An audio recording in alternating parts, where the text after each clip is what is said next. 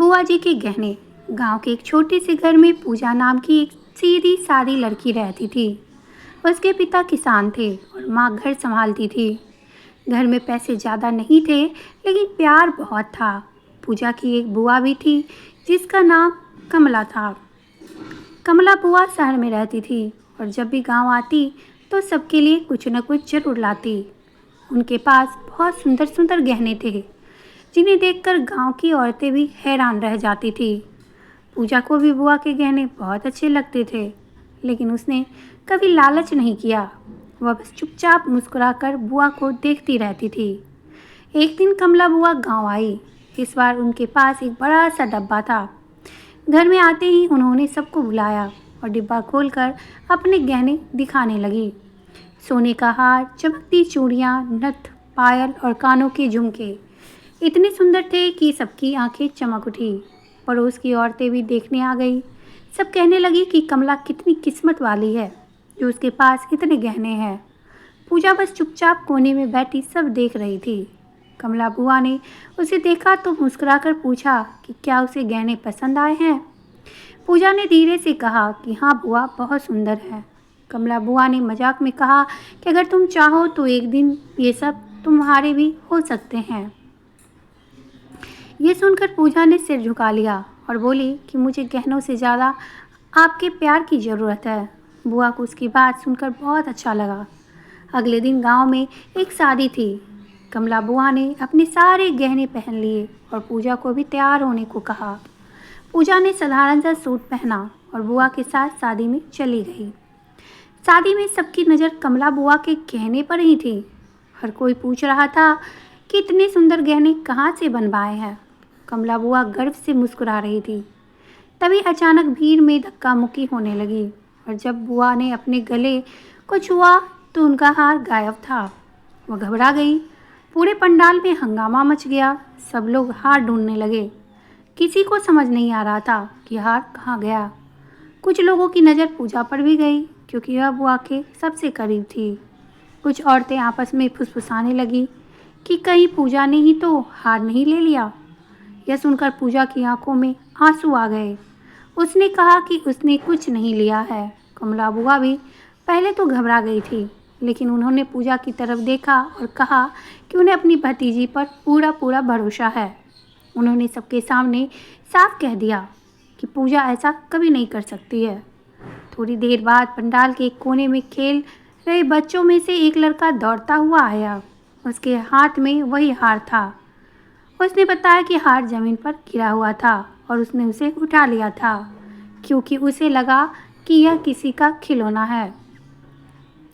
यह सुनकर सबकी जान में जान आई। कमला बुआ ने राहत की सांस ली और तुरंत हार पहन लिया। फिर उन्होंने सबके सामने पूजा को गले लगा लिया। उनकी आंखों में आंसू थे। उन्होंने कहा कि गहने तो फिर भी मिल जाते हैं, लेकिन अगर भरोसा टूट जाए तो वह कभी वापस नहीं आता। उस दिन के बाद गांव में सब लोग पूजा की सच्चाई और उसकी अच्छाई की मिसाल देने लगे। कुछ दिनों के बाद जब कमला बुआ वापस शहर जाने लगी तो उन्होंने पूजा को बुलाया। उन्होंने वही गहने वाला डब्बा उसके हाथ में रख दिया। पूजा घबरा गई और बोली कि वह इतने महंगे गहने नहीं ले सकती, लेकिन कमला बुआ ने प्यार से कहा कि ये गहने सिर्फ सोने के नहीं हैं, इसमें उनका विश्वास और प्यार भी भरा हुआ है। पूजा की आंखों से आंसू बहने लगे। उसने बुआ के पैर छुए और गहनों से ज़्यादा उस प्यार को अपने दिल में संभाल लिया जो उसे अपनी बुआ से मिला था। कमला बुआ के जाने के बाद पूजा कई दिनों तक उस डिब्बे को खोलने की हिम्मत नहीं कर पाई। वह उसे अपनी अलमारी के ऊपर रखकर बस देखती रहती थी। उसे यह डर लगता था कि इतने कीमती गहने की जिम्मेदारी वह कैसे संभालेगी। उसकी माँ ने उसे समझाया कि गहनों की कीमत सोनों से नहीं, रिश्तों से होती है, और कमला बुआ ने ये गहने उसे अपने प्यार से दिए हैं। धीरे धीरे पूजा ने उस डिब्बे को संभाल कर रखना सीख लिया। कई महीनों बाद एक दिन अचानक गांव में खबर आई कि कमला बुआ की तबीयत बहुत खराब हो गई है और उन्हें अस्पताल में भर्ती कराया गया है। यह सुनकर पूजा का दिल घबरा गया। वह तुरंत अपने पिता के साथ शहर जाने की जिद करने लगी। अगले ही दिन वे लोग शहर पहुँचे और अस्पताल गए। कमला बुआ बिस्तर पर लेटी थी, लेकिन पूजा को देखते ही उनके चेहरे पर हल्की सी मुस्कान आ गई। पूजा उनकी बगल में बैठ गई और रोने लगी। कमला बुआ ने उसके सिर पर हाथ फेरते हुए कहा कि रो मत, मैं ठीक हो जाऊंगी। कुछ देर के बाद उन्होंने धीरे से कहा कि पूजा, मैंने जो गहने दिए थे, क्या तुमने उन्हें संभाल कर रखा है?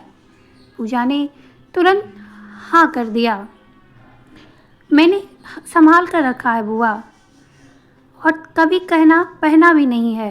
ये सुनकर कमला बुआ की आंखें नम हो गई। उन्होंने कहा कि उन गहने में सिर्फ सोना नहीं, उसमें मेरी पूरी ज़िंदगी की मेहनत और यादें हैं। जब मैं जवान थी तब धीरे धीरे करके उन्हें बनवाया था। कई बार मुश्किल समय भी आया, लेकिन मैंने उन्हें बेचा नहीं, क्योंकि मुझे लगता था कि एक दिन ये किसी ऐसे को मिलेगा जो रिश्तों की कीमत समझेगा।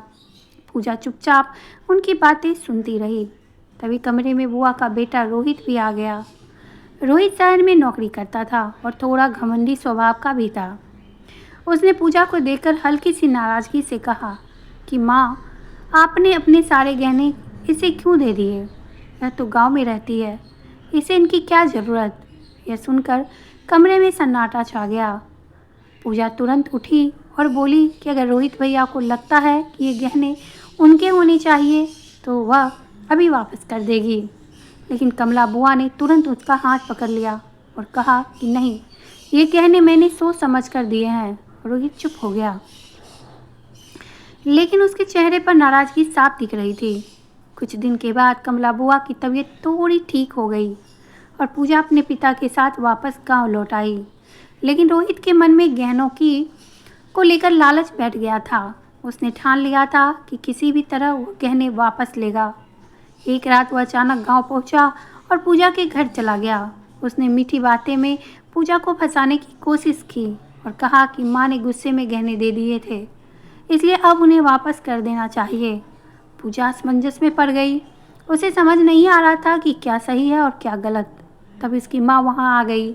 उन्होंने रोहित की बात ध्यान से सुनी और शांत आवाज़ में कहा कि अगर कमला बुआ खुद कहेगी तो पूजा तुरंत गहने लौटा देगी, लेकिन बिना उनकी मर्जी के ऐसा नहीं होगा। रोहित नाराज होकर वहाँ से चला गया। कुछ दिनों के बाद फिर से शहर से खबर आई कि कमला बुआ ने पूजा को बुलाया है। पूजा घबराते हुए शहर पहुंची। इस बार कमला बुआ ने उसे अपने पास बैठाया और कहा कि मुझे सब पता चल गया है कि रोहित गहनों के लिए गाँव गया था। उन्होंने गहरी सांस लेते हुए कहा कि पूजा, गहनों की असली परीक्षा अब शुरू होती है, क्योंकि असली कीमत तब समझ आती है जब कोई उन्हें छीनने की कोशिश करे। पूजा की आंखों में डर और उलझन दोनों थे, लेकिन कमला बुआ के चेहरे पर एक अजीब सी सुकून था, जैसे वह कोई बड़ा फैसला लेने वाली हो। दोस्तों, आपको ये कहानी कैसी लगी? आगे कहानी जानने के लिए आप मेरे चैनल को सब्सक्राइब करके बेल आइकन को ज़रूर प्रेस करें और कमेंट करके ज़रूर बताएं कि यहाँ तक कहानी आपको कैसी लगी, और अपने दोस्तों के साथ इसे शेयर करना बिल्कुल ना भूलें। इसका पार्ट 2 में लेकर जल्दी आप सबके सामने आऊँगी, तो चैनल को सब्सक्राइब करना ना भूलें। और बहुत सारी कहानियाँ अभी भी मेरे चैनल पर हैं, उसे भी जाकर आप प्यार दीजिए, सपोर्ट दीजिए और ज़रूर सुनिए और अपने दोस्तों के साथ शेयर करिए।